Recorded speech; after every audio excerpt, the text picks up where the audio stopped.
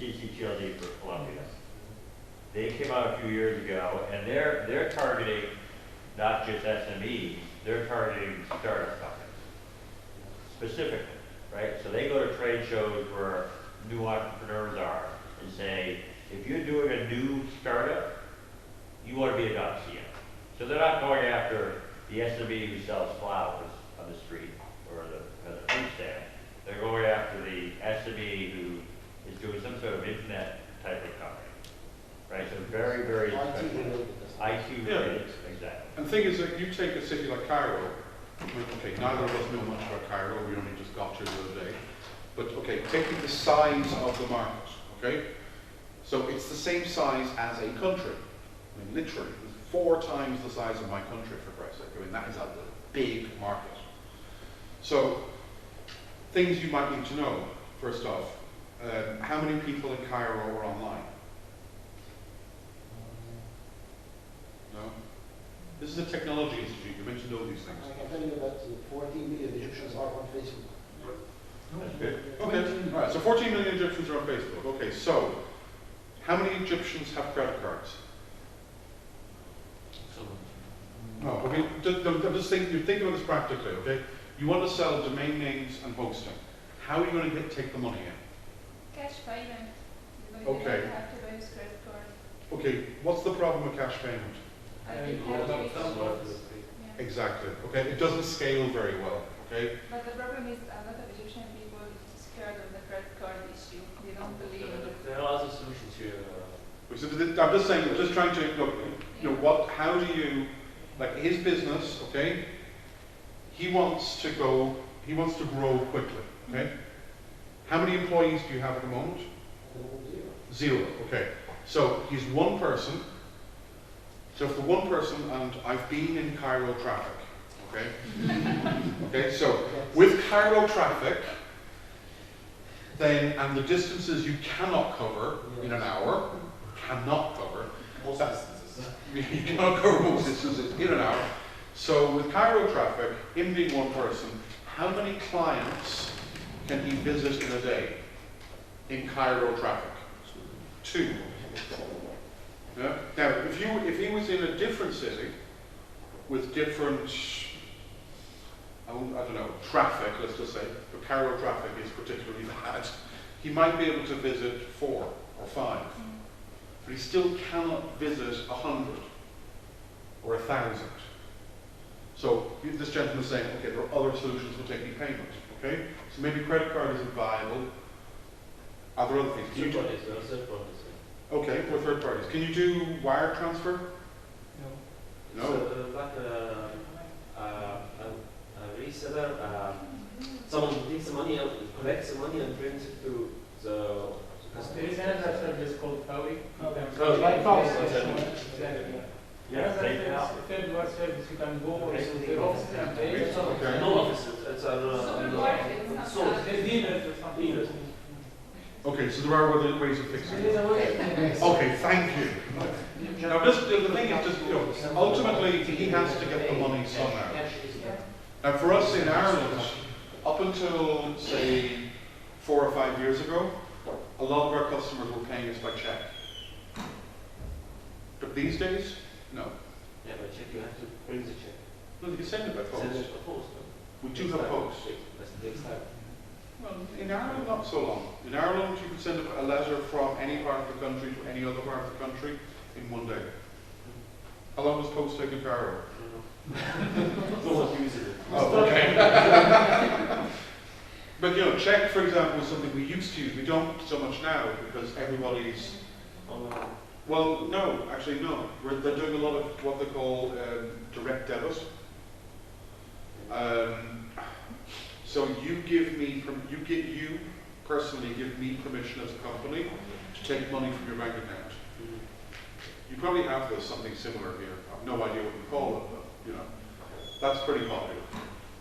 But it's like the not really.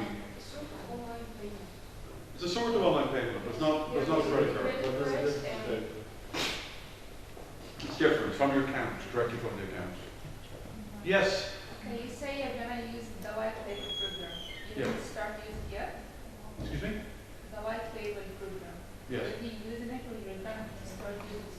We already have a couple of clients using it. But the problem with it is it's a big thing. Yeah, actually, my company is not using it, and they are not thinking of using it soon.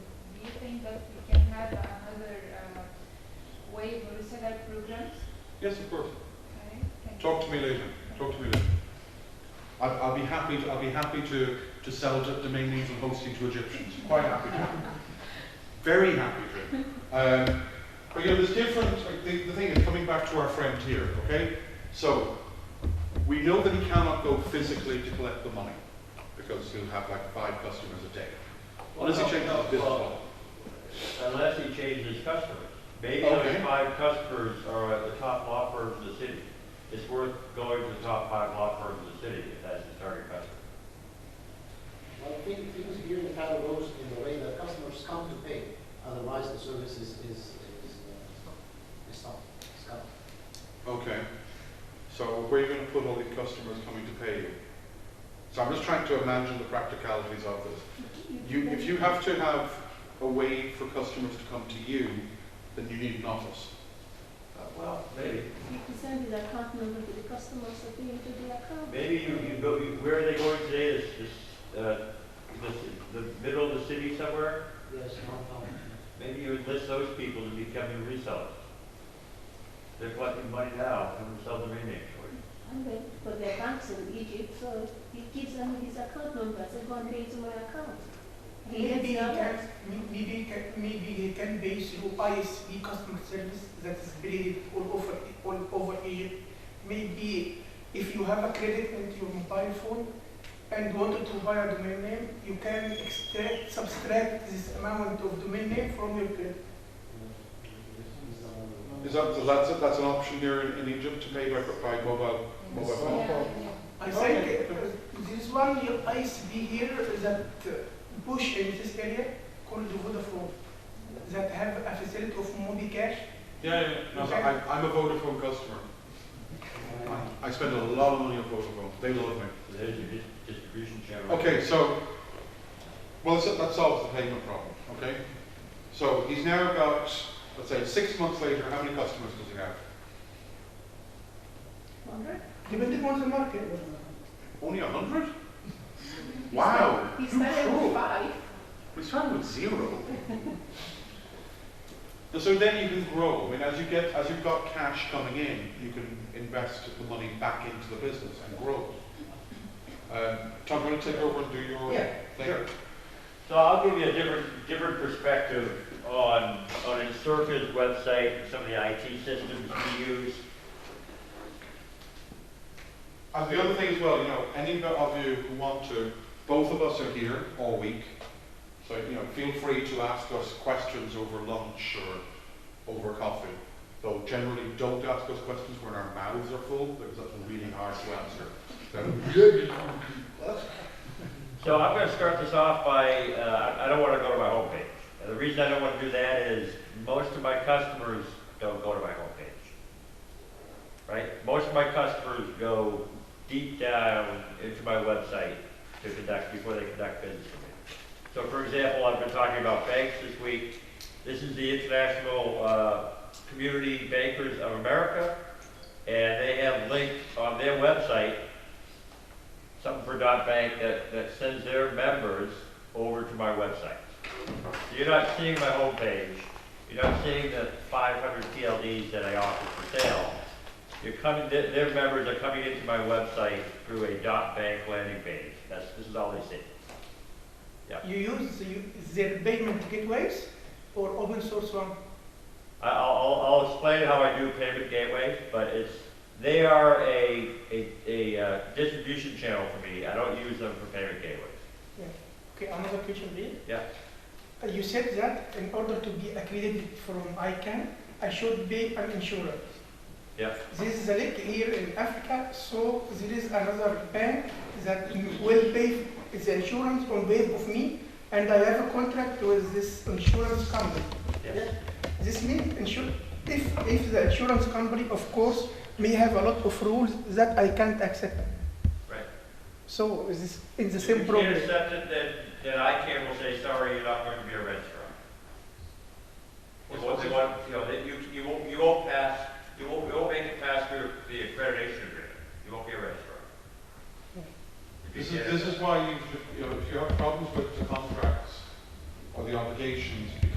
reseller of an existing registrar is the solution. And for my company, we formed as a limited company in 2003. We started selling, we were selling domain names in 2003 as a reseller of somebody else. For the GTLDs, we only became accredited with ICANN in 2009. For CCTLDs, for the country codes, we were doing those direct from 2003. And so ICANN has requirements to be accredited, like insurance. If you can't accept that, then you won't even be accredited. If you can accept that and you sign their contract, they have additional requirements about data retention, about privacy, etc. And again, if you can't accept that, don't sign the contract. Every registry also has requirements. And if you can't accept those, you're not going to be accredited with the registry. So for example, we talk about .pharmacy, right? .pharmacy has a rule that if you have a domain name at your registrar in any TLD anywhere in the world, not just, so this is .pharmacy we're talking about. Let's say you have a .com, .biz, .eg, .ca.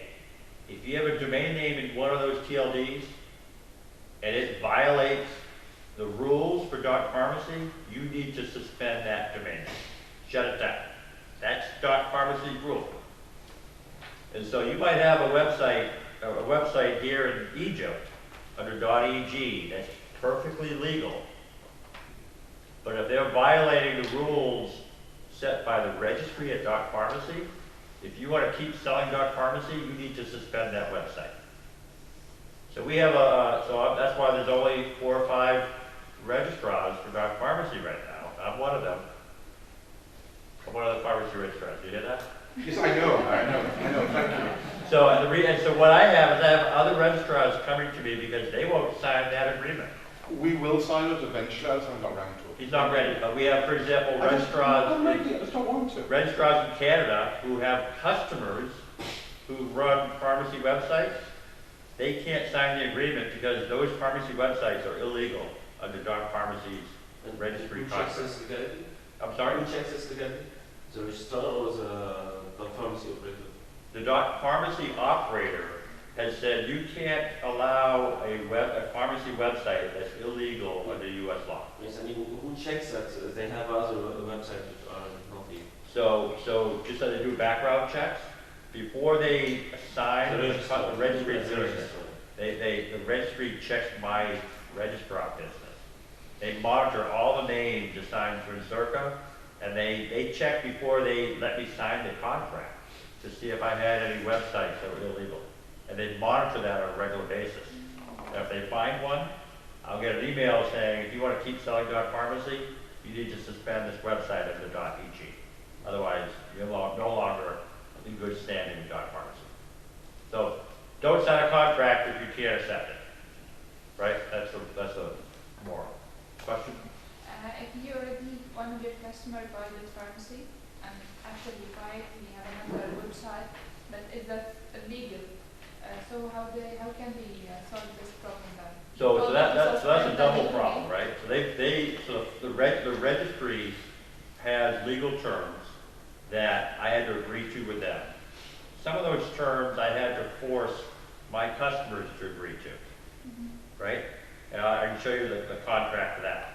So one of them says you agree to abide by the .pharmacy's terms for end users, for websites. If you violate that, you can lose your domain name, right? And so if they violate it, I'll probably get notified we're about to suspend this name, and we'll serve notice to the end user.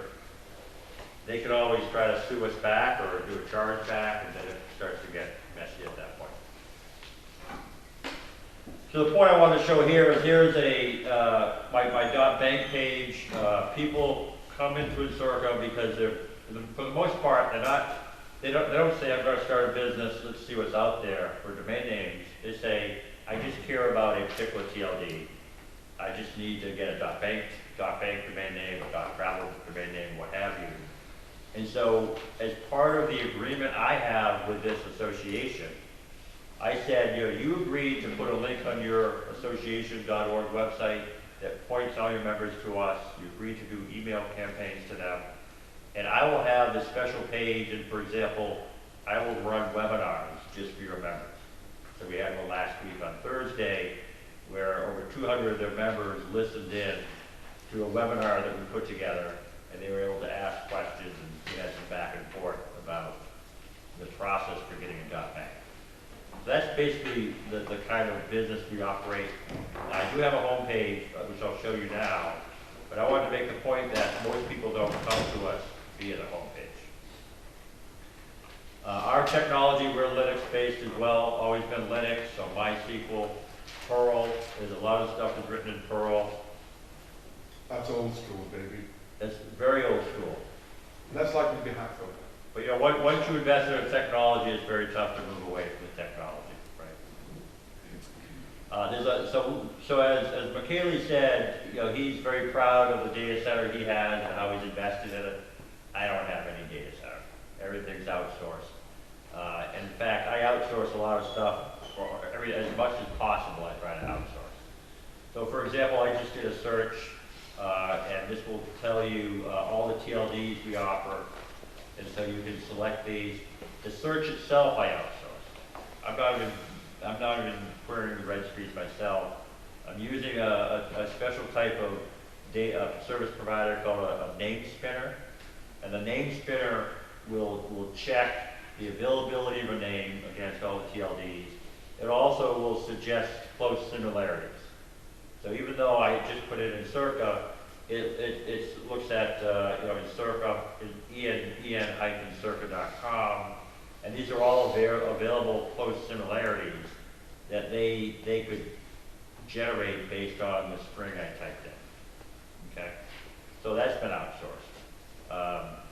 It's now 7 a.m. back home, so I do have a chat button here that's available from 9 to 5 during the day. That is also a third-party system that we've outsourced to. And in fact, if you call us on the phone, if you want to chat with us, if you send us a fax or send us an email, all of that communication is redirected into our online help desk. So we use, you call our main number, it uses another service that says, here's our directory, who you're trying to reach, billing, support, etc. If you say support, it'll either redirect you to a support person who's located somewhere else in the world, or if you leave a voicemail message, and again, the voicemail message goes right into our help desk. It's all fairly integrated. So if I want to buy some names here, let's say I want to buy Surfer Rocks and continue, we'll just add this to the shopping cart. We don't have, again, we don't sell or try to upsell web hosting and things like that. We're mainly a registration company. So you can go ahead and select the domain names here and add this to the shopping cart. We outsource the shopping cart. These are all scripts that were written in Perl and some other things, and then you go into your account. I'll just log into one here. And so now I'm entering a shopping cart. You may have noticed we're now using HTTPS up here, which means the SSL cert. Password reminder popping up. So we are, all registrars, in fact, are required to use SSL security, not just to take a credit card and protect client information, but the communications up to the registry. Is this name available? And now I want to register this name. All are required to use SSL technology for every TLD. You asked me about payments earlier. We take MasterCard, Visa, American Express for credit cards. We take PayPal, if you want to pay via PayPal. We just added Amazon payments. And it's interesting, we do get inquiries from different parts of the world who don't have a credit card. They don't have a bank account, supposedly, right? Or they're coming from a country which, for some reason, is not compatible with the U.S. banking system. So there's certain countries that are like that. So one of our questions we'll ask is, well, do you ever shop online? Have you ever bought anything off of Amazon? And if they say, yeah, we buy things from Amazon, I say, great, buy us a gift card. You buy me a gift card on Amazon, and I'll give you a coupon equal to the gift card. And what I've done basically is I've let Amazon do the credit check for that customer who's in a country where you can't bank with me. How does it work? Again, there are some countries, I think it's, I don't know if it's Turkmenistan or Ukraine, for some reason they can't bank with PayPal or our U.S. banking, our payment gateway, but they can buy things off of their Amazon. Yes, I mean, when they buy from Amazon, they probably have a credit card. No, they don't have to, not necessarily. I don't know how they do it. Service here called, Like 200 or something like that. something like that.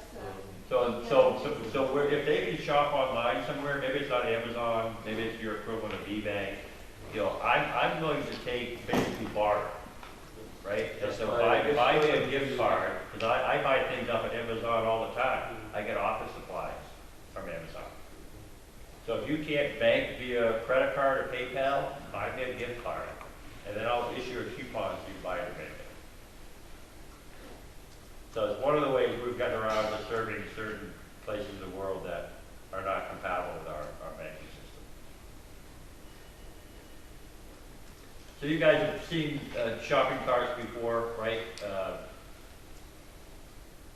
I'll just real quickly bring it up if you haven't. I don't even see it on my list here. So we use something called Miva. I'm not recommending you look at this at all. It's not the greatest system for the domain name business. But I can bring up and view my orders. It basically is a place to manage all your order management. It's a place where you can define all your products and define what their pricing is for the products. It keeps a list of all your customer accounts, so we use this to verify new customers. And so it's an order management system. And so this is then attached to your payment gateway if you're taking payment. So this person here, just look at this one order, is based in Italy. Very unusual name. I'm guessing this is a .ero name because it's so they're renewing a name bye.ero. And so I actually can look up a little bit and find out how they paid for it via credit card, and even have some custom fields. And so oftentimes we get a fraudulent order, and there's one or two countries they typically come from. Indonesia is the most popular one right now.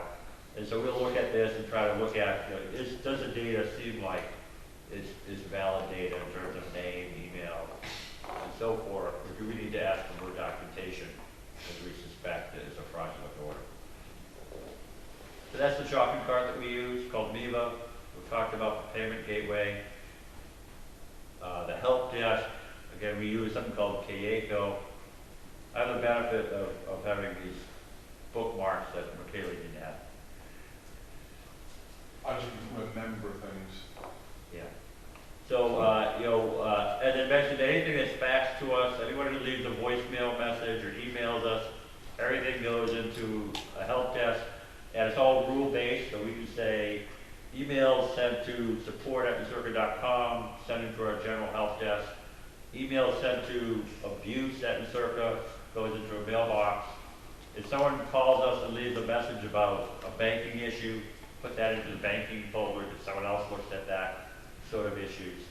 And so this help desk really is where we have a lot of communications, not only from customers, but people who are complaining about domain name abuse, or registries who want to communicate with us, or ICANN who wants to communicate with us. Registrars who want to have an emergency contact for transfers. All that stuff goes in here so that your entire team has visibility to it. So if one person who normally is responsible for it is not available, someone else can step in and take it over for you. Is this application a homemade application or? No, No, it's everything, commercial. we outsource what- everything. The only homemade piece we do is our registrar piece, but, this help desk is called Kayako. What I like about it is you pay a fairly small annual fee. They actually give you the source code. So if you need to customize it and have, extensions that, Add your brand, how do we brand it? add your brand at the application, open source application. So let me just show you what the help desk looks like. From an end user perspective.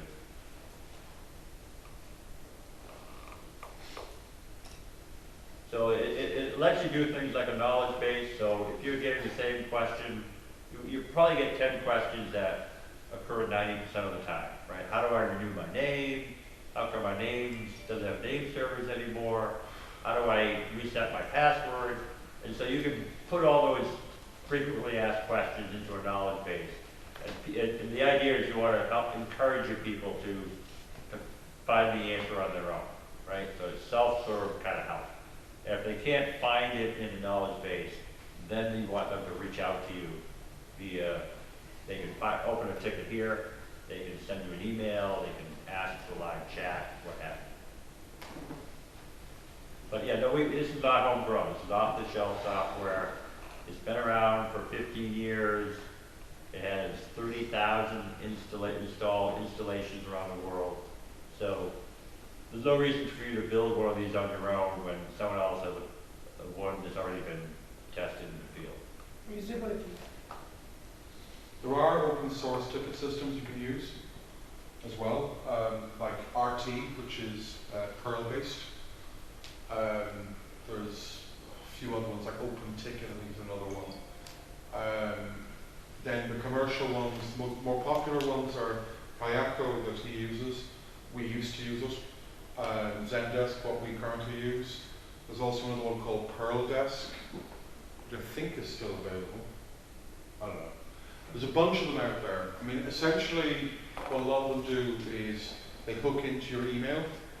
So you say that, I don't know, support at your domain is all that mail should go into the help desk.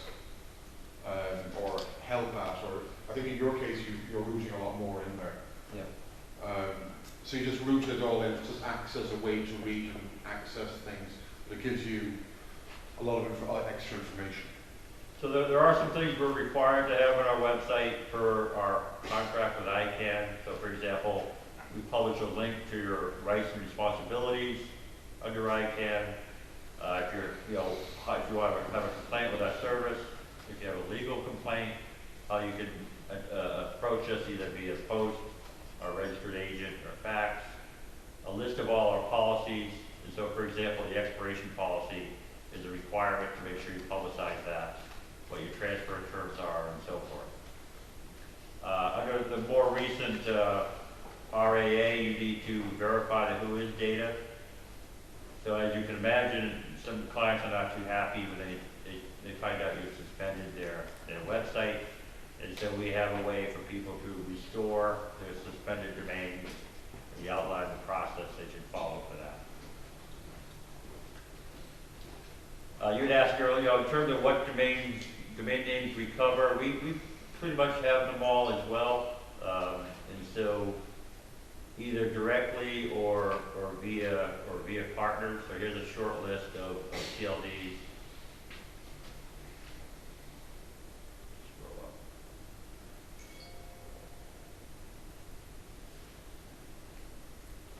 So we have to organize them by continent.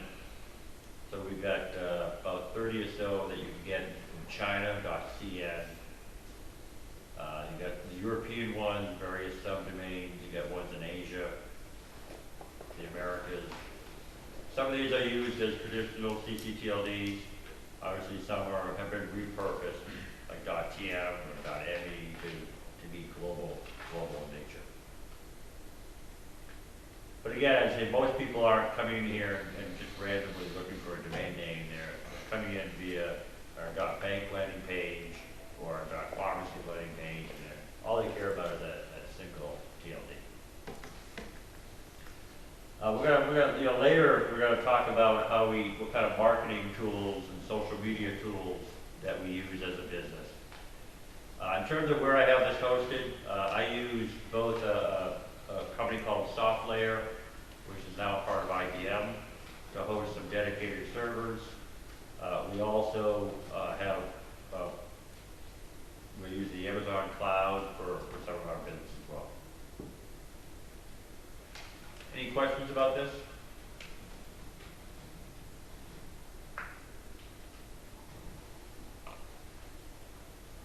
So what we're going to talk more about, we'll present you some options if you want to be a registrar about whether or not you want to write the software yourself, which is not recommended.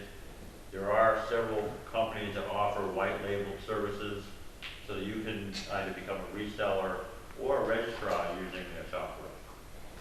So, I'm not sure whether the question's more related to Black Knight or Holy. Now, if you are a registrar and you're offering a range of services, and you always have new services coming out, and with each new service probably you have some sort of message or campaign that you want to reach your customers. How do you do that? How do you ensure that the right message or that the message about this specific service reaches the right customer without, causing any confusion with other services? If you see what I mean. I understand what you're asking. I don't think there's a perfect answer to that. If I was building a billing system and communication system from the ground up now, I think I would put a lot of things into it that currently just aren't available.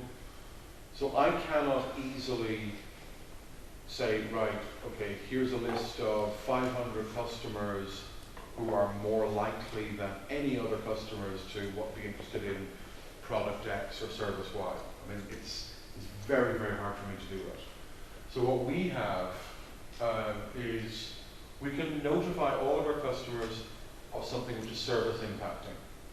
So that's okay, because the servers are going to explode. Head for the hills. So that's fine. But for marketing stuff, we're very, very careful and very cautious because we don't want a situation where people are saying, oh my God, they keep sending us marketing emails every single day.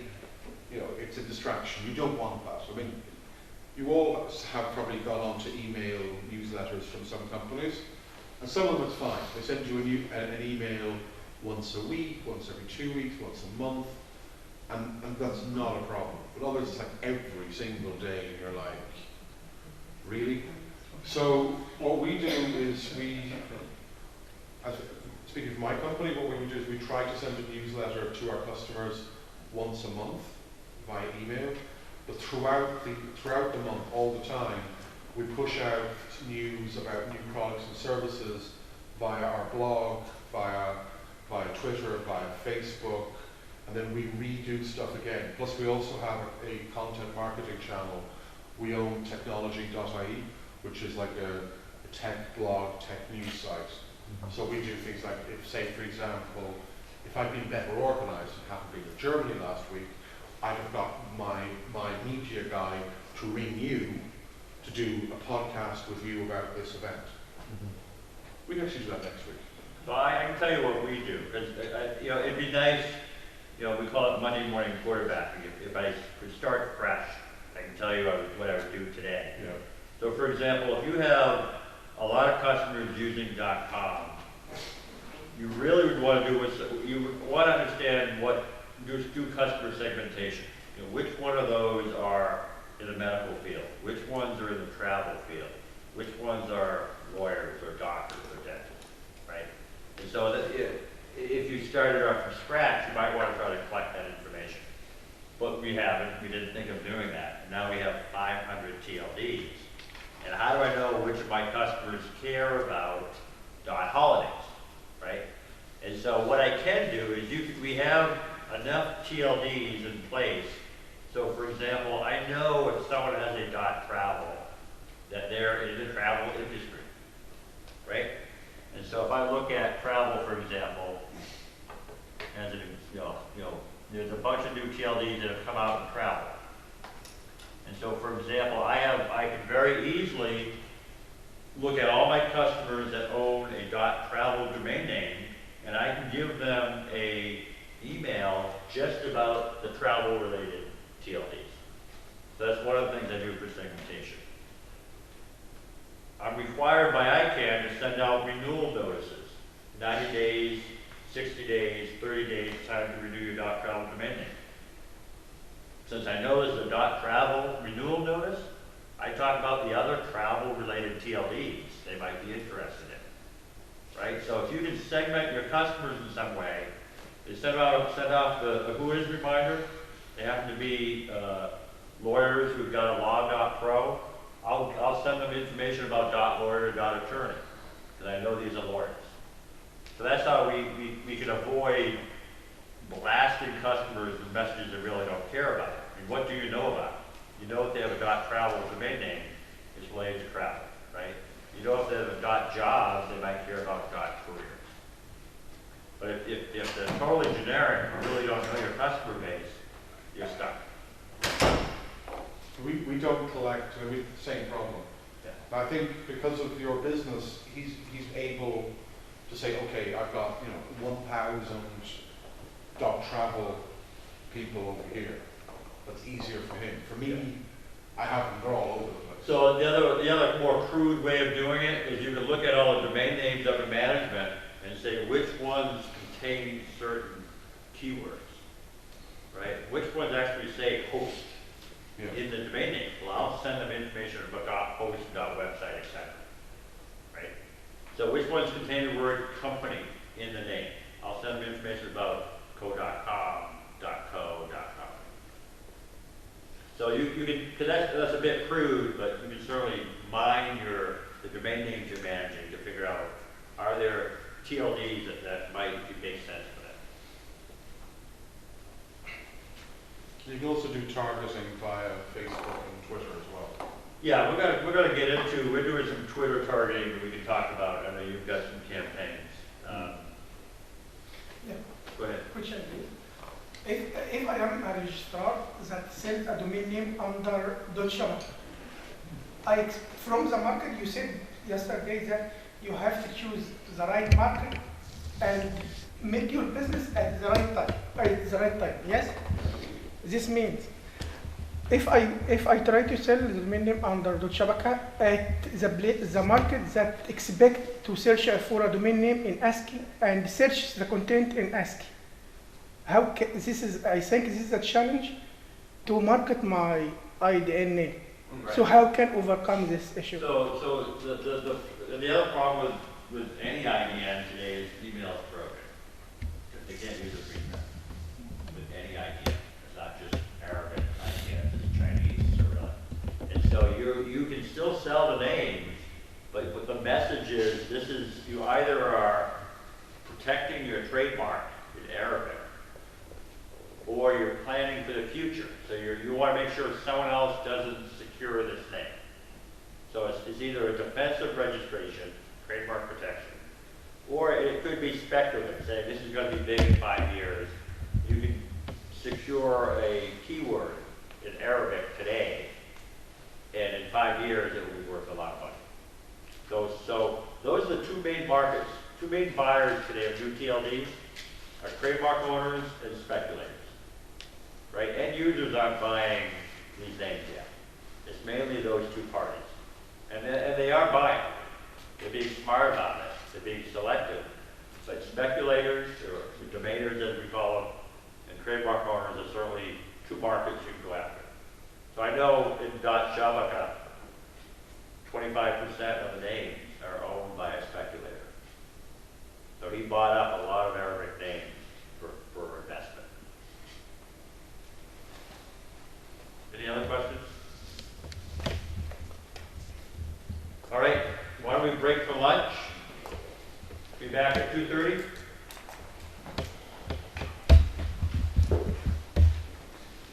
So we have the sign-in sheet for the dinner tonight, and there's another dinner on Wednesday. So those who have not signed up please make sure you do before you leave. So I'll leave the sheet here on the desk.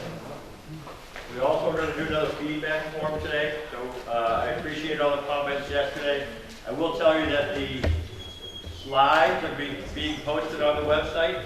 If you want a copy of the slides for the entire week, they'll be on the website for the end of today. Everything. Everything's on the website, but we love your comments, and to make sure you can feedback form today.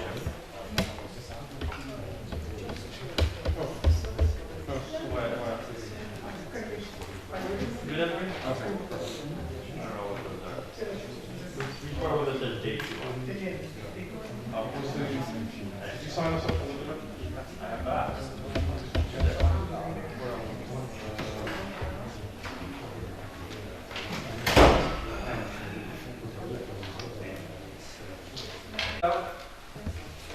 All right. So I had a bunch more stuff I was going to talk about today about the trademark clearinghouse, about some DNS providers, some white label providers of Registrar platforms. The slides are on the website if you want to look at those, and you can ask me questions about it if you want. I want to cover one more marketing topic. Tomorrow we're going to spend a lot of time on actual marketing plans of some new TLD registries, sales plans as well, and then we'll get into finance as well. But there's one more marketing thing that I want to make sure we cover before we get into that. So we're talking about what we call the 4 Ps of marketing. And again, I'm old school, so it may have changed with the latest. So we're talking a lot about branding. You know, I said earlier, I want you to remember the word positioning, which is the space you occupy in your consumer's mind. And so branding includes not only your positioning, but your name itself, your logo, how it looks not only on your website, but on your collateral, such as your letterhead and your business card. And so in many cases, as I said earlier, your positioning is going to happen even if you're not proactive about it, right? Your customers are going to decide what position your company has in the marketplace relative to the competitors. So that's what branding's all about. Marketing obviously is the stuff that you can do where you become more proactive, right? So we talked a little bit about market research earlier.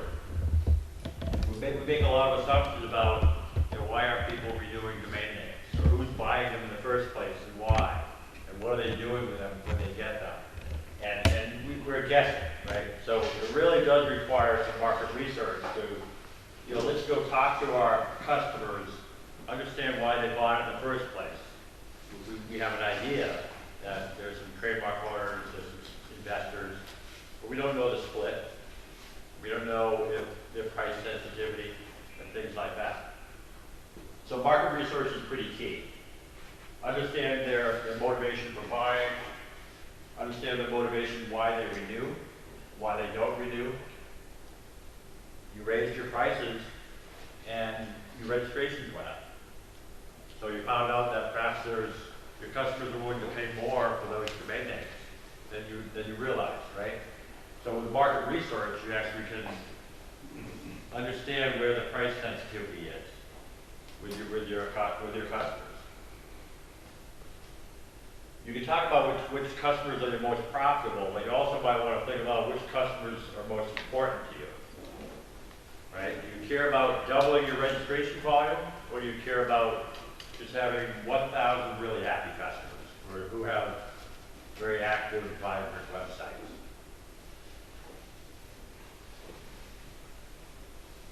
So market research is essential as part of your branding as well as your business plan. You probably have a lot of data in-house, perhaps. So you can look at not only how many domain names you have, but what's the average number of domain names per customer? Is it one per customer, or there's some customers that have hundreds, right? So you look at the distribution.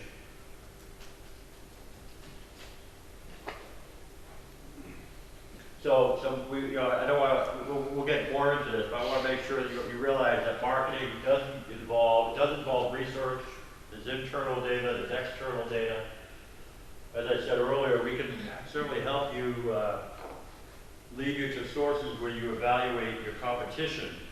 And your competition are buying.com domain names, right? I'm sorry, your competition is .com.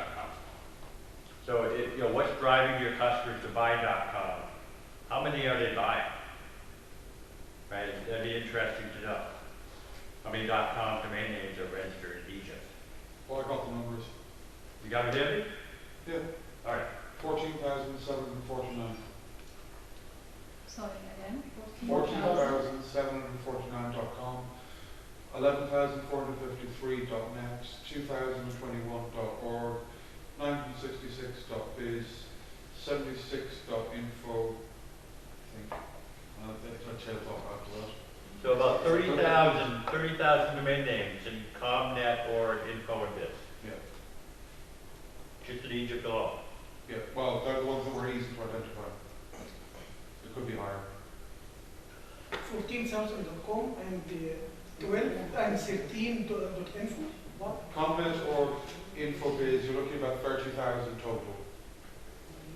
Right. And so it'd be interesting to know of the .coms that are registered in the country, how many of those are active websites? And how many of those are speculators versus defensive registrations, right? Because you don't have to transfer all those over. You only care about maybe the business owners who are running real businesses and moving those to .eg, right? So you can look at that big installed base and figure out which customers you want to migrate over. And that's part of the SWOT analysis, right? Certainly anyone who has a .com that says -eg, they clearly want to brand themselves as an Egyptian business.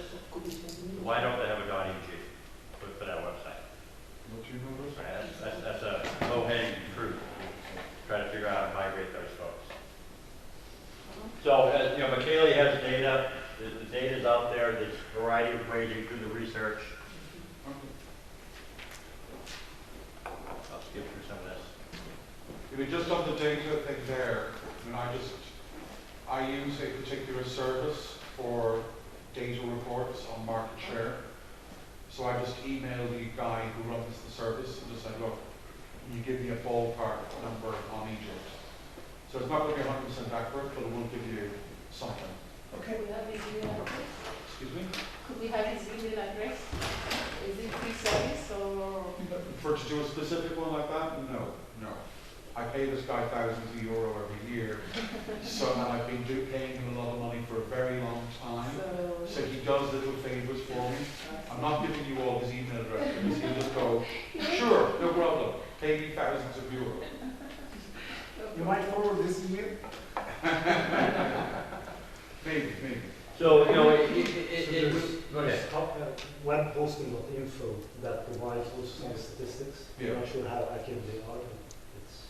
But There is data out there, on certain things. So you have to be aware of the methodology they use. But there is data out there, and it can be a starting point for this kind of analysis. Sorry, Tom. That's okay. That's good stuff. So part of your analysis is clearly, when we go through the SWOT analysis, which we want to do in the next few days, we'll identify barriers to getting a .eg domain name, right? You either need to have a trademark, or you need to be a corporation, maybe it's expensive. And so we can list those, but we also should, we can't answer ourselves is the perception of the brand. How does the marketplace perceive a .eg versus .com, right? Why, if all other things were equal, would they be willing to buy a .eg if you change one of the policies? Would that make a difference to them?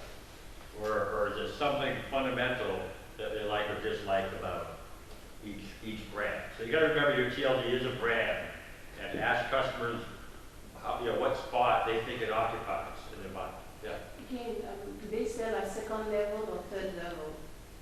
For EG? Yes.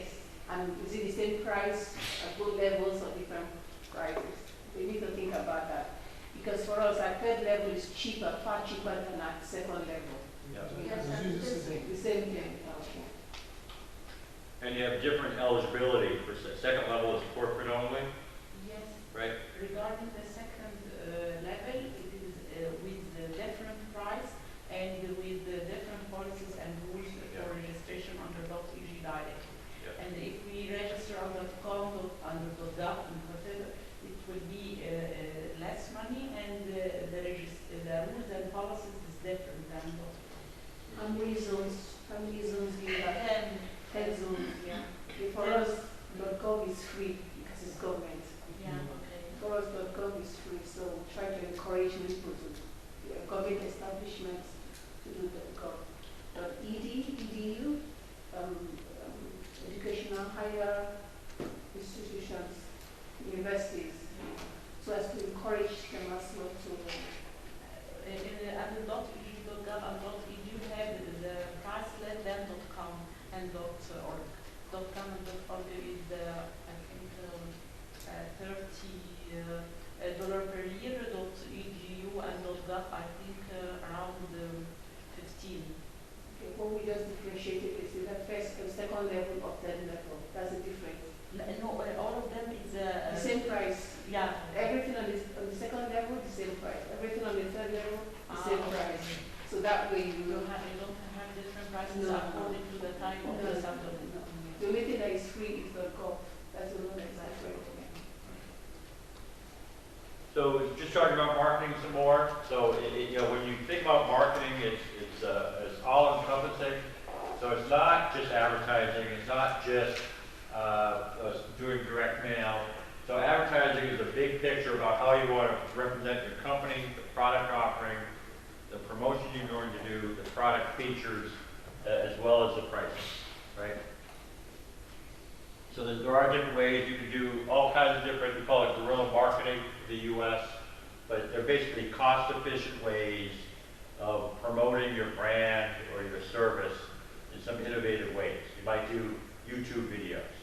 There's an entire series of books around this guerrilla marketing written by a guy called J. Conrad Levison, I think it is.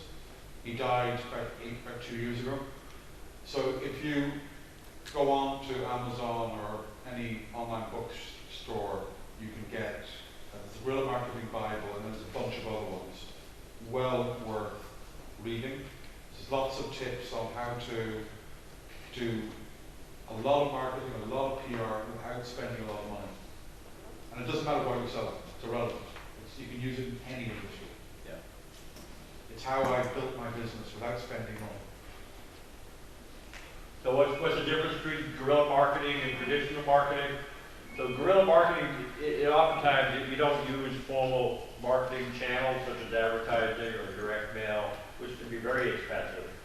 So guerrilla marketing sometimes is I've seen going into a conference, a trade show, someone had put a brand name on the stairs as you walked into the trade show, right? And so everyone walking by saw this advertising on the stairs. They didn't bother exhibiting inside the trade show, but everyone saw them coming and going from the trade show. Or they hired people to stand outside dressed in silly costumes, right, handing out literature. One of the registries does that at every trade show. It's called .xyz. And they have people wearing purple body stockings. It's disgusting. So you can't see it. Well, it's just purple body stockings, and that's the XYZ team. So you know when you see them, XYZ is at the show.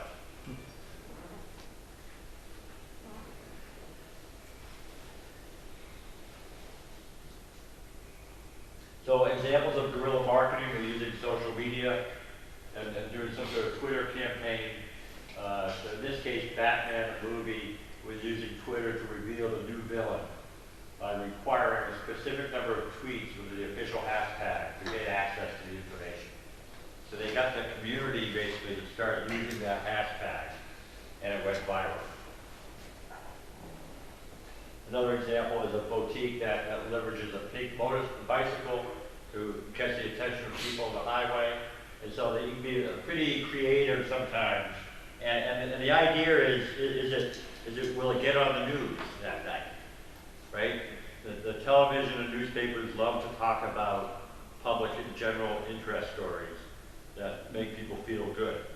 And it's a cheap way sometimes to get publicity for your service and get news about it, if you can take advantage of that opportunity. So let's get into the 4 P's of marketing: product or service, price, place, and promotion. And again, these are just, as I said earlier, there could be more P's. I like the word positioning, which is kind of the overarching principle here. But let's go through each one of these and talk about each one of the P's. Obviously, product and service is what you're trying to sell. So that's pretty important. So we had this discussion earlier about your budget for this. Up front, you need to figure out your 4 P's, right? So what product and service? Do you have, is it just domain names? Is it website, email hosting, is it DNS? Right? And sometimes you need to talk to your customers. And first of all, decide who your customers are and then ask them what they want. What are they looking for? We said here, maybe the family market's not interested in domain names, right? But they probably want email. So but you don't know until you ask them, right? So what exactly is a product or service? Why use this product or service versus a competition? How is this solving a problem for the ideal customer? In other words, this assumes you know who your ideal customer is. Is this product or service a commodity or a premium product? A .com domain name is considered a commodity, somewhat so that it's given away as a loss leader so they can sell web hosting. Whereas some other domain names, they cost $100 or $1,000, clearly not a commodity. So think about what the ideal customer thinks about when purchasing the product. Do they care about the price, or do they care about the innovation or quality of the product, or the brand of the product? Many people buy a CCTLD because they want to be associated with that TLD. They want to be seen as doing business within that country. So there are some countries where the CCTLD outsells the .com. So does the product create a real or cognitive switching cost that will cause current customers to repurchase from the company instead of from the competitors? And what they mean by that is you can acquire your customers. Is it hard for them to leave once they establish themselves on that TLD? Right? So that's what's meant by there's barriers to entry and then there's switching costs. And both need to be considered. What's your pricing strategy? And again, everything is relative to your competitors. You raised your price, and the question is, did it raise the perceived quality, or did it simply motivate your sales force at the reseller? Building your brand awareness and loyalty will allow for the company to raise prices and increase their profit margins. I can tell you something, in the U.S., .com domain names are underpriced. VeriSign could raise their prices 10% for the next few years, and they would not see a drop-off in their renewals, right? Because there's a high degree of loyalty of the product, high degree of value. My .com domain name is worth a lot more to me than $10 a year. I pay $100 a year for my name. And so VeriSign has the ability to raise their prices if they want to. I'm confused. You say that the .com is undervalued. Yes. Why do they sell it so cheap? Because they make life miserable for the CCTLDs. Because what we hear, especially in Nigeria, is that, oh, you just log on and get .com, it's cheap. Why do we have to buy .ng when we know that .com is so easy for us to get and so cheap? So why do they make the value so low and then thereby undermine the CCTLDs? So there's a few reasons. I'll name a list a few, and Michaela can list a few. One is they are regulated. So they're somewhat constrained about raising their prices. So even though they're a public company, which means they are required to maximize profits for their shareholders, ICANN says you can't raise prices anytime you want. So they have that regulation. Two, they have a distribution channel. They don't sell direct, right? And so they're very sensitive to the fact that if they raise their prices, their channel partners, like GoDaddy, would see a lower profit, right? And so that would discourage their channel. 3, as you point out, they want to grow market share and make sure that another TLD doesn't establish themselves. So Amazon's done this for years. They could charge more for books if they wanted to at Amazon.com. They keep the prices low to make sure they don't have competition. They have volume. They get volume, but they keep competition out. They put the competitors out of business. The other thing as well is, as Tom says, VeriSign don't sell direct. They sell by the channel. So the channel has pushed the price down. So if VeriSign is charging, say $10 a year for a .com registration, there would still be registrars selling, a .com for $1. And the reason they do that is to gain market share or to bundle with other services. So if you go to my website or you go to domainoffice.me, which is another site we have, you will see that you can get domain names like for free if you buy a particular hosting package, or you can get a domain name for €2 or €3 with another hosting package. This is normal. And the problem is that over the last probably 10 years, the pricing for .com and .net has been incredibly competitive, very, very aggressive. And a lot of the big registrars, so GoDaddy, One-on-One, who else? OVH in Europe. Web.com. Web.com, well no, actually Web.com aren't competitive. No? Oh, No. price. Price-wise are not. Yeah. A lot of these guys have been competing head-to-head on price. A lot of them are publicly traded companies. They're just, they're quite happy to spend the money on customer acquisition through the pricing. And a lot of them are not in the domain name business, No. right? They see the domain name as a loss leader. They're selling more other high margin products. So for me, for example, as I make more money from hosting and other services than I do from the domain. So if you come to our site and you buy a domain name and a hosting package, I make more money on the hosting, and I can hope to upsell you other things. So the domain name is like the gateway. Now, the other thing is for you as a CCTLD,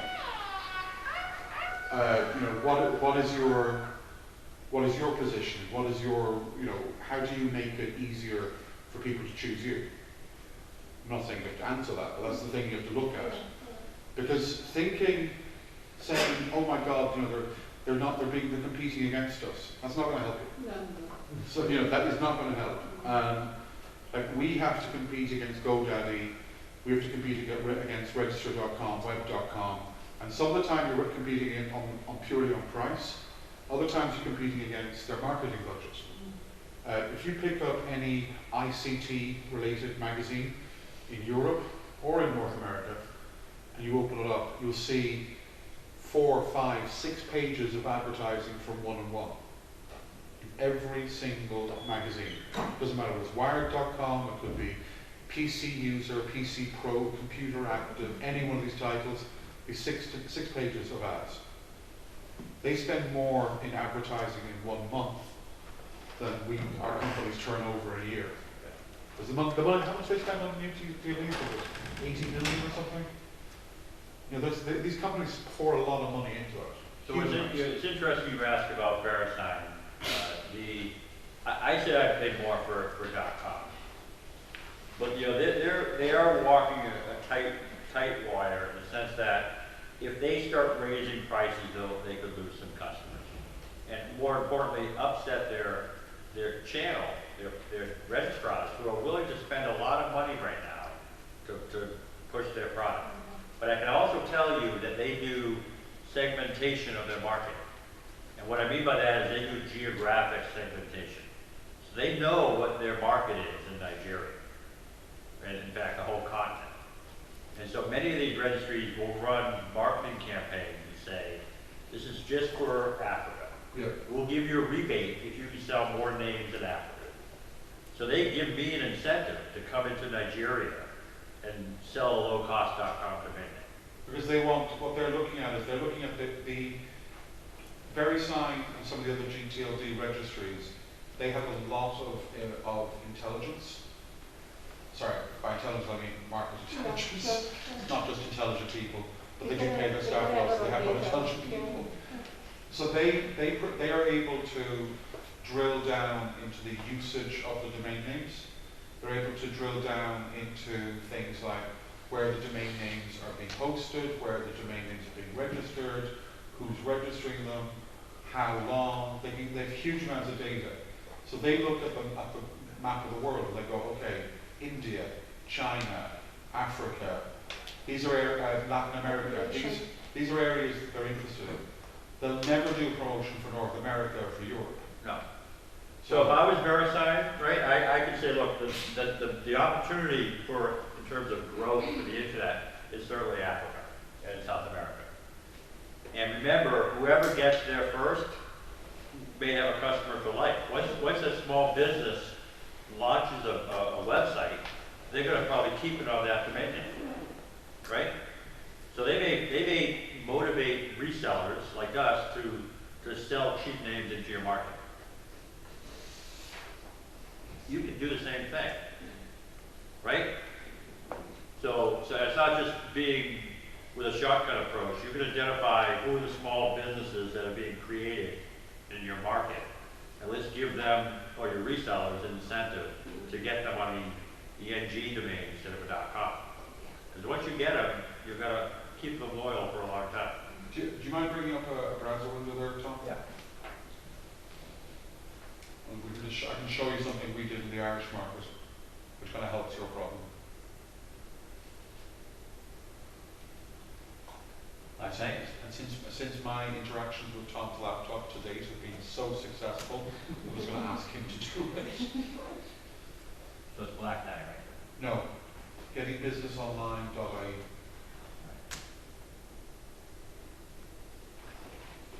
I'm gonna figure out how to change my settings.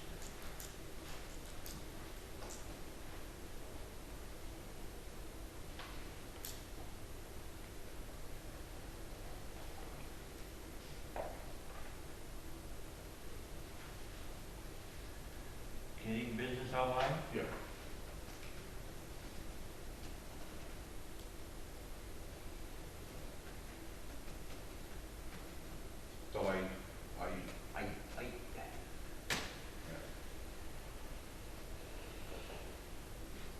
Okay, so this is a project we did with Google in the Irish market.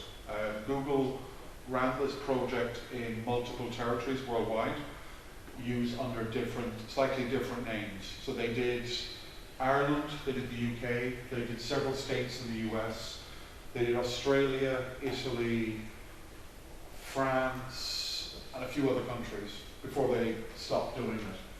So the project was designed to get small businesses to go from not having any web presence to having a web presence, quickly and easily, no cost. It's still live, right? You can't sign up though because you're in Egypt. Or you can try, but it'll look for an Irish mobile phone number, which you won't have. Website for your business is now quick and easy. You can have your business online within 24 hours. All you need to get started is Okay, Wi-Fi here is wonderful. We're doing so well. We need to pass this out. How about the other guest? How about the guest Wi-Fi?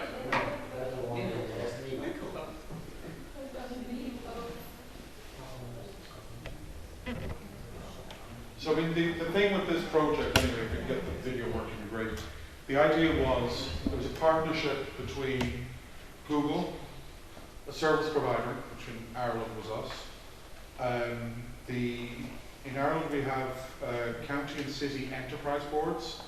So these are semi-state bodies that work with businesses to help them to get up and running. They provide them with some support, assistance, and some funding. And then our the national postal company. So the project was it's still running, as I say, it's not being pushed anymore.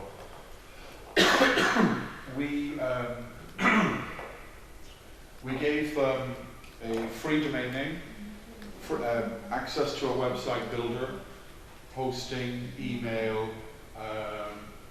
what else? So they give all that for free? For 1 year. So I gave them everything for 1 year. I ate the cost for 12 months.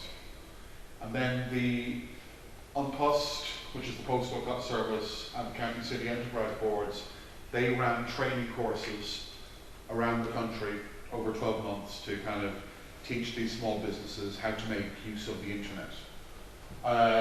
This was either .coms or .? No, we started offering .ie. We gave a choice. We had a choice between .ie, .eu, and .biz to start. But then .ie, the .ie CCTLD's rules were cough, a little bit difficult to deal with. So after a while we said, okay, enough. It's costing us too much time, it's costing us too much money. So we replaced the local CCTLD with .co, which was obviously it did not make the local CCTLD very happy, but I'm running a business, not a charity. So the thing is, for the first year, they got all the services from us for free. They get extra supports. Then from year 2 onwards, they have to pay us. Could you share some of the numbers? Oh yeah, totally. Yeah. First 12 months, we did, I think it was 10,000 sign-ups. It was 10,000 the first 12 months, and it went beyond that. We still get sign-ups every day. Maybe not many, because it's not being marketed anymore. Let's see. 1 second. If I can get this to work. Damn it. Here I do. I'm going to click that. I think this will. So the way this works is we have to verify that you are a legitimate Irish business, because we don't want this to be a gateway for people to just get free domain names. That doesn't help us. So they they go through this process. So you put in, let's say, sorry, yeah, 1 second. No, that's it.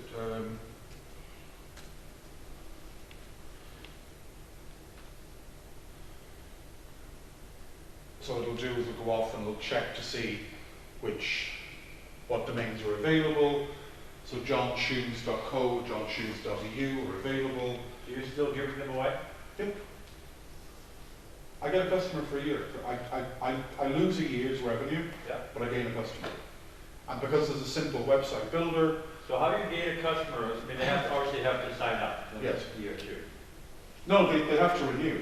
I mean, right. The thing is, they get the domain and everything free for 1 year. If they try to move the domain away during the first 12 months, we charge them for the original registration. Okay. So if they don't renew, they don't move it away, what's your sunk cost for those guys? Whatever the cost of the registration is. Just the domain name. The domain name plus the hosting cost, obviously. The hosting cost is not particularly high. So would you be willing to do this for .ng if they gave you the names for free? Yes. Oh, I do it quite happily. You know, it's if you say to me that in Nigeria you have enough people who can pay me by credit card or PayPal or something else for the renewals, yeah, sure, grand, happy to do it. I'm using a better system than what we currently have. There's some issues with this system, but it worked quite well.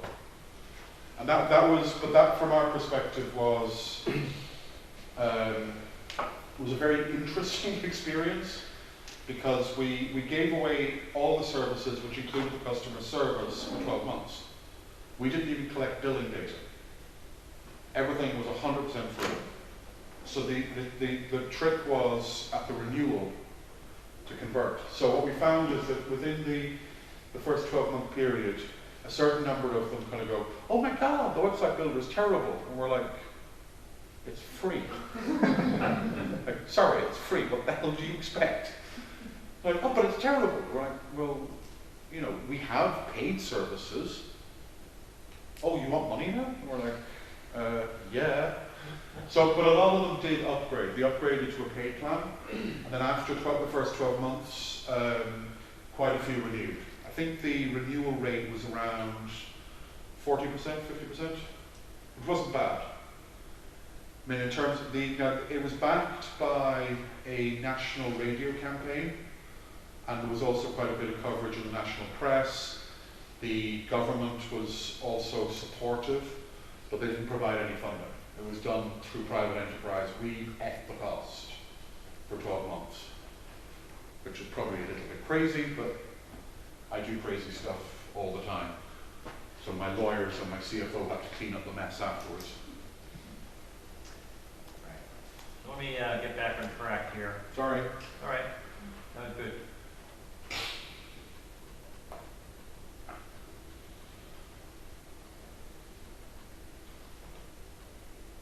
So we'll quickly go through pricing. As we see, there are different pricing strategies where they're just going for market share, and that has the effect of keeping competitors out or not growing to a critical mass. Place is obviously has to do with your advertising, your promotion. You know, obviously your distribution channel, you sell direct or through partners. So we've talked quite a bit about this the past few days. You do need to, do you just go B2B or B2C, and obviously what your strategies are for each one of those. And promotion we talked about as well. So it's a process of conveying value offerings to targeted audiences through various mediums. So this means you've got to segment your marketplace, right? You might have a different message for folks who have active websites, a different message for trademark owners, a different message for the speculators. All right, and as we're talking about, incentives can do amazing things, for not only for your channel, to incent them to sell more product.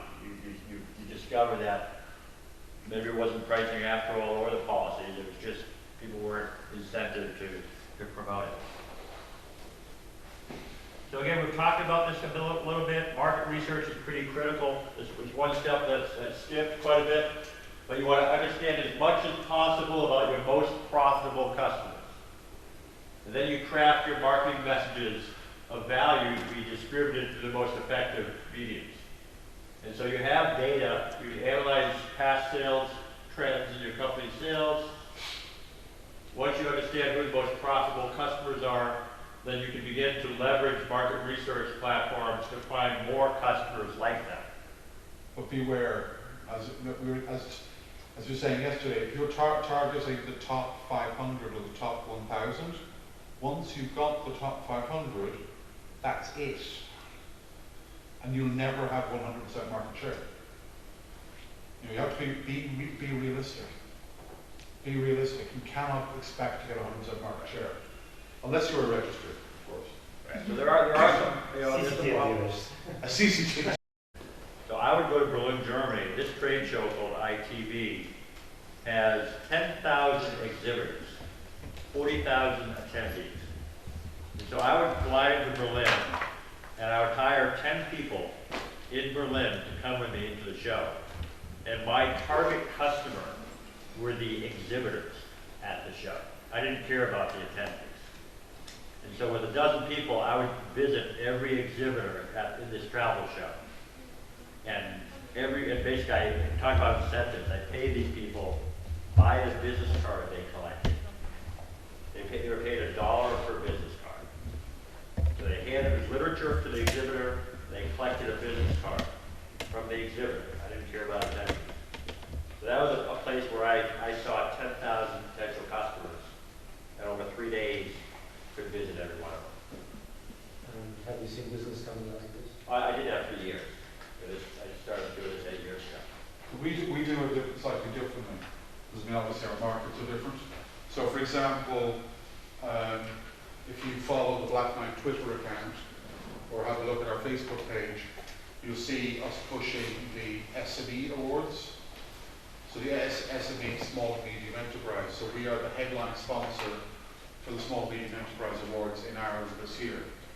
So from our perspective, these are all customers and companies that are either clients of ours or potential clients, but not only that, they're talking about this, and everything is the Black Knight SME Awards. The Black Knight SME Awards, oh look, my business is nominated, oh look, my business is shortlisted, oh look, my business is a winner, yay! That's one thing. Other ones we do, like say, the Digital Rights Ireland, who have been very, very active. There are people who actually take cases to the European Commission. They're running a conference at the end of April. So we're one of the sponsors for that as well, which again, this aligns neatly. So that one we mightn't get direct business from, but it's good kind of branding. The other one we definitely get business from. So one of the things we're doing with new TLDs, we're very active in .bank, and so we're holding webinars, online webinars for .bank. And so like last Thursday, we had 225 attendees for our .bank webinar. And we use an online tool like GoToMeeting. They pre-register, they sign up, we go through a slide deck with 3 or 4 speakers. They get to ask questions, which we respond to in real time. And so it's a great marketing tool to both educate and sell .bank along with our business. So we ran a half-day social media seminar last year in person. So we hired a room about the same size as this. We got in one of Ireland's leading social media guys. We had about 20, 30, 40 people there. There's lots of different ways of doing this, and the cost for doing that for us was a couple of €100, not big money. Return? Who knows? But it wasn't a massive outlay. So you weren't kind of like going, oh my God, I just spent €20,000. Oh help, oh help. But you can have it if you do, like say, a full page advert in a national newspaper. That's going to cost you, I don't know, varies on the place, but in Ireland it's going to be €20,000, €30,000. And what's funny is, these ICANN meetings that are being held 3 times a year are also a great opportunity for TLD registries to reach their distribution channel. And some of them spend ridiculous amounts of money on purpose. And the reason is they're trying to convey to their distribution channel, we have deep pockets, we're going to be backing this registry with a lot of resources, so should you. And so we've seen some pretty wild events at some of these ICANN meetings. And you're saying that, this is all about building the brand and telling the channel, you should get excited about this because we're going to be spending a lot of money promoting it. So what was your question?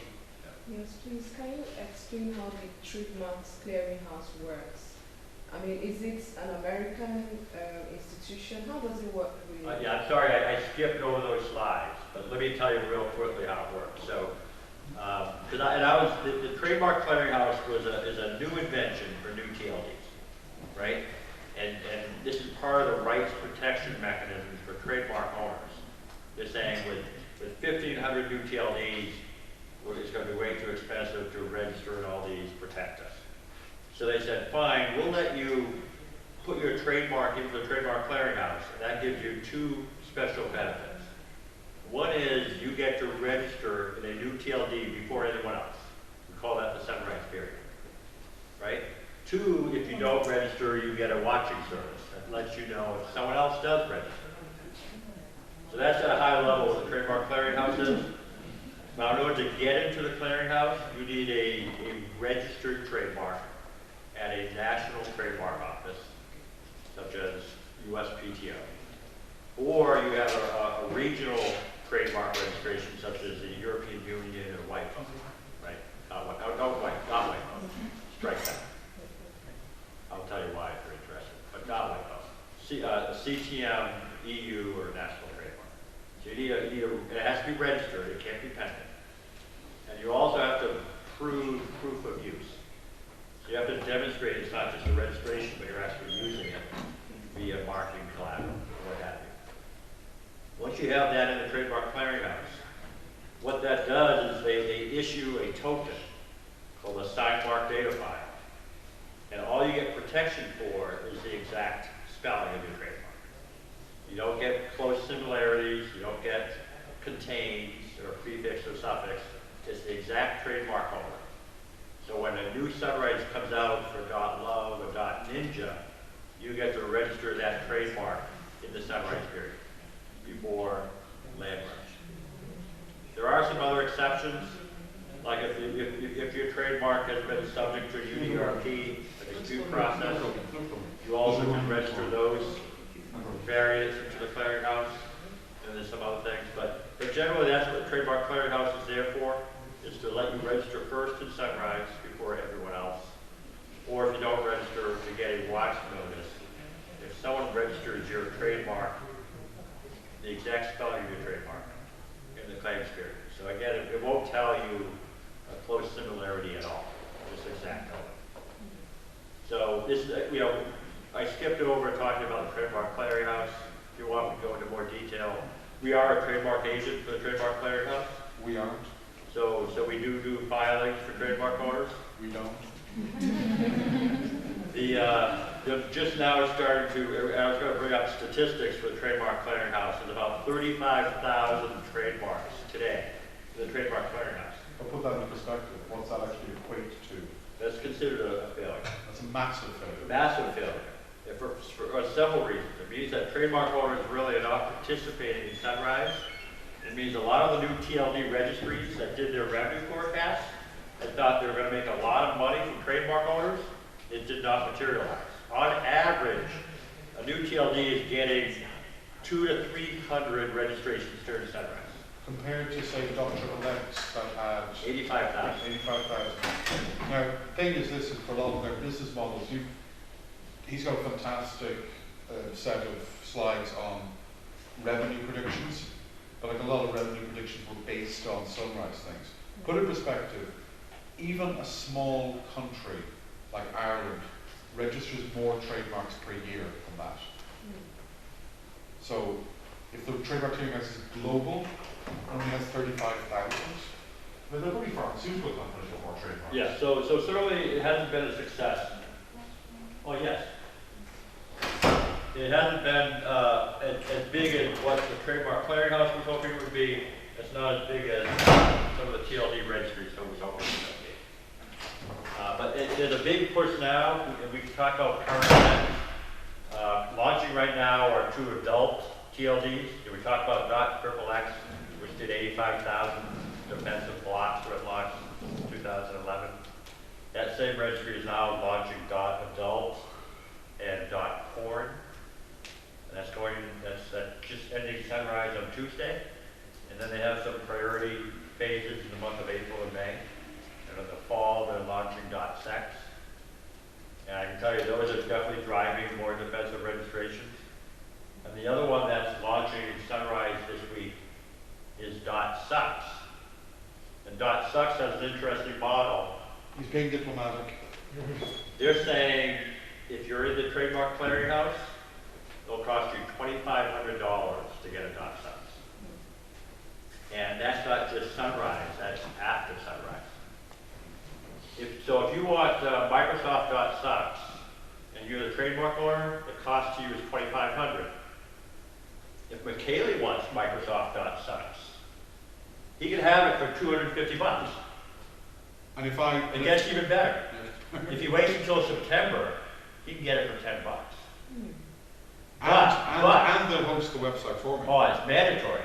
Yeah. He can get it for $10 provided they redirect it to everything.sucks. Yeah. So people can complain about Microsoft. So Microsoft has a choice. They pay $2,500 a year, or they wait and let McKaylee get it for $10, and it gets redirected to everything.sucks.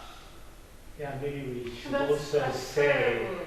that the intellectual property constituency within ICANN, they're not amused with this model. So the intellectual property constituency sent a letter on Friday to ICANN saying, halt Stop this this. TLD, they're violating the ICANN contract, Seriously. they're violating the GAC protocol, they're violating everything, you should stop them. That's a cheap blow. Yep. Well, Yep. okay, as personally, I think it's wildly offensive to do what they're doing. Yeah. Other people are saying that, hey, this was obvious, this could happen. you know, they should have, you know, trademark holders should have requested things, you know, a long time ago.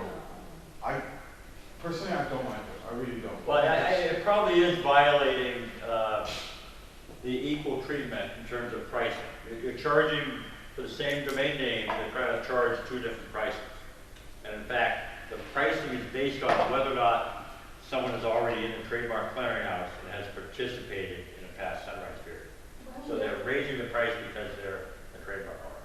Why would I go and get a trademark, what would I put a name that socks attached to my trademark?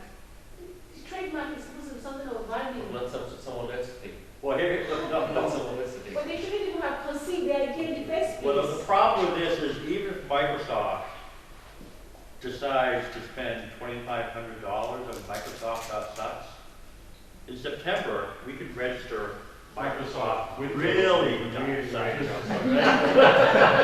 really dumb sites. All right? Or no way they're going to stop all the combinations. You can't stop all the companies. There's no way. So I mean, you can make any variant, you can register any variant of those. Yeah.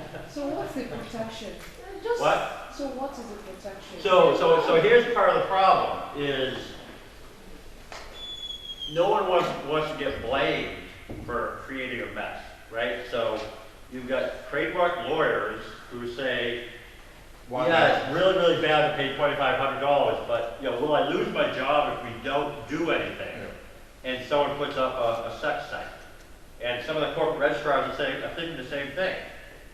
We don't think you should do this, but if we say that and someone takes it, you'll be pissed at me, right? Yeah. So I'm not gonna take that risk. So no one really has the guts to say, sit back It's a catch-22. don't worry about it. It's a catch-22 because, okay, say for us as a company, we trade under the brand Black Knight, okay? So do I want to allow a third party to register blacknight.sucks and put up offensive remarks and criticism of us, or worse? Should I, because I know that somebody can do that, should I take... They can do it today. I know they can do it. They could do it last year. We have actually have the opposite problem. People register, I love blacknight.com. That is a problem. That's a massive problem. He's now my sales manager, but that's another day's job, a day's work. But no, it's like, it is a catch-22. Are you gonna register Microsoft or blacknight.sucks? No. Why not? I could spend that money on something else. Right. Same here. I'm not gonna worry about it. Somebody is going to register a variant of it, and what's the point? Well, the thing is this, is that for me, I prefer to spend money on things that... Positive. No, not that. No, I'm quite happy to spend money on negative things as well. I prefer to spend money on something which is useful to me. So let's say $2,500 to register a .sucks. I'm not going to get accredited for .sucks at the moment until I feel the demand. So I'll have to go to him to get a .sucks to me. So how much are you going to charge me for a .sucks? $2,500. $2,500, okay. So $2,500, which is about 2,350 euro or thereabouts. That is a return flight for me in business class, Dublin to LA, probably, on British Airways. Let me see. Flight to LA, which is the main I'm never going to use. Flight to LA, I'm going to take the flight to LA. That's more useful to me. You know, you've got to make these assessments. But unfortunately, most trademark owners, it's not coming out of their pocket. No. Right? And so it's the company's pocket. Why do they care? Because this is the thing. I mean, for a big company, if you're looking at, okay, we've mentioned Vodafone, so let's pick on Vodafone as an example. How many domain names does Vodafone currently have worldwide? I'd say 20 to 30,000. Yeah, it's something like 20 or 30,000. How many trademarks does Vodafone have? Probably thousands. What's the turnover of that company? How much money do they spend on marketing? How much money do they spend on trademark legal stuff? Yeah, so for a company like Vodafone, registering, Vodafone.sucks or Vodafone.table or whatever, it's a negligible cost. Whether they're going to spend it or not, I don't know. So the owners of the registry clearly think they've come up with a foolproof scheme. Because it's a gripe site, you can't sue them under the dispute policy. Well, you can in other constituencies. But clearly their entire business model is predicated on trade